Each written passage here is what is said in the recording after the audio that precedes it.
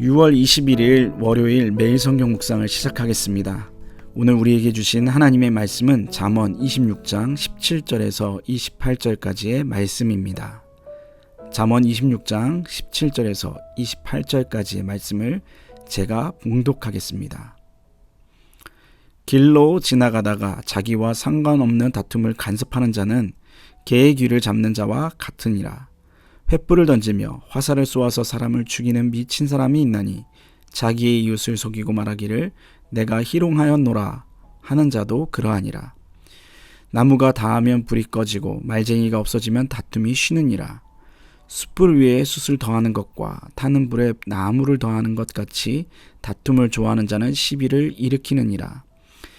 남의 말하기를 좋아하는 자의 말은 별식과 같아서 뱃속 깊은 데로 내려가느니라. 온유한 입술에 악한 마음은 낮은 은을 입힌 톡이니라.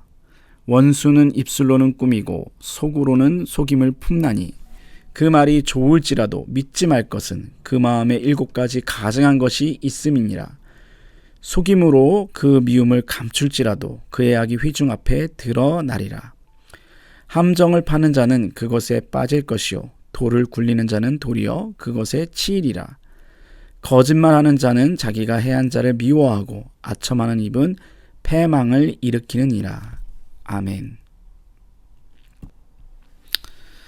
혹시 여러분은 예능 프로그램을 좋아하시나요? 저는 예능 프로그램을 좋아하는 편입니다. 하지만 저희 집에는 교육 목적 때문에 TV를 놓지 않고 있습니다. 그래서 예능을 볼 여건이 되지 않습니다.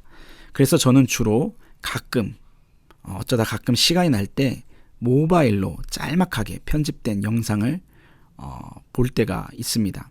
이렇게 짤막한 예능을 보다 보면 이런 생각이 듭니다. 어쩌면 이렇게 재미있고 유익한 프로그램을 만들 수 있을까? 예를 들어 유퀴즈 같은 프로그램이 그런 프로그램이라는 생각이 듭니다. 이 프로그램은 재미와 감동 그리고 유익을 동시에 주는 그런 예능입니다.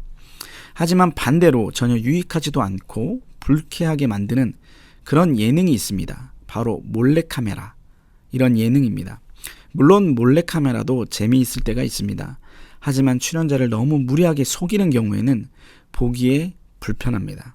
최근에 이라크 예능 프로그램에서 유명 연예인을 출연시켜 놓고 테러범에게 납치당한 것처럼 속여서 몰래카메라를 찍은 그런 일이 있었습니다.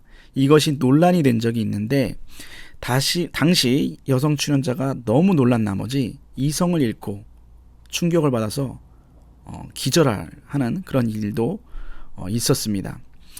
이런 프로그램이 불편함을 주는 이유는 출연자들에게 말할 수 없는 고통을 주고 또 그 고통을 웃음의 소재로 삼기 때문입니다. 그래서 이런 류의 예능 프로그램은 만들지 않는 것이 낫다고 생각이 듭니다. 농담도 마찬가지입니다. 오늘 본문 18절, 19절입니다. 횃불을 던지며 화살을 쏘아서 사람을 죽이는 미친 사람이 있나니 자기의 이웃을 속이고 말하기를 내가 희롱하였노라 하는 자도 그러하니라. 오늘 본문은 사람에게 위해를 가하고 나서 내가 희롱하였다고 말하는 미친 사람이 있다고 말씀하고 있습니다. 여기서 희롱하다라는 말은 농담하다라는 의미입니다. 그냥 던진 농담이라도 상대방의 입장에 따라서 마치 화살을 맞은 것처럼 큰 고통이 되는 경우도 있다라는 것입니다.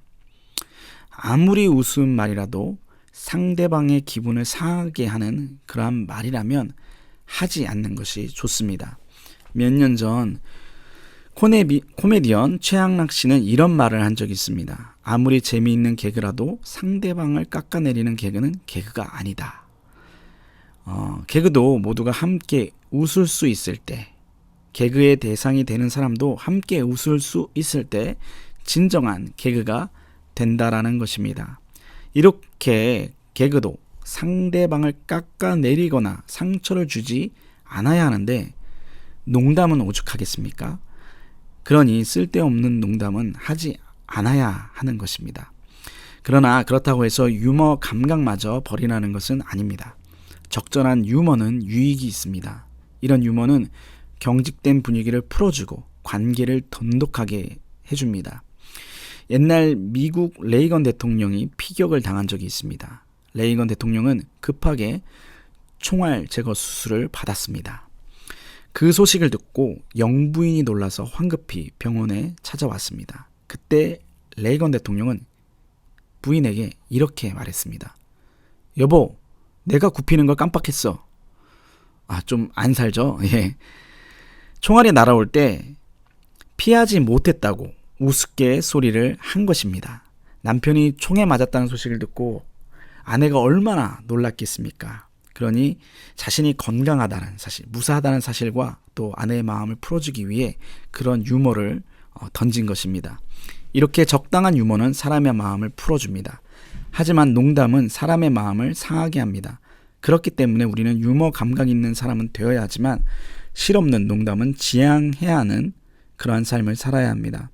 언제나 적절한 유머 감각으로 사람의 마음을 풀어주고 상대방을 배려하는 품격 있는 그리스도인 되기를 부탁드리겠습니다. 기도하겠습니다. 하나님 아버지, 이 새벽을 깨워주시고 말씀과 기도의 자리로 불러주심에 감사합니다. 하나님 아버지, 새로운 하루가 시작되었습니다. 이 하루를 지켜주시고 하나님의 풍성한 은혜를 누리게 되는 그러한 하루가 될 수 있도록 도와주시옵소서.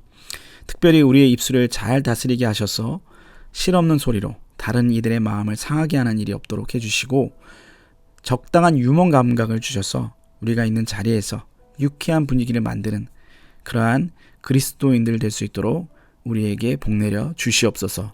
예수님의 이름으로 기도합니다. 아멘.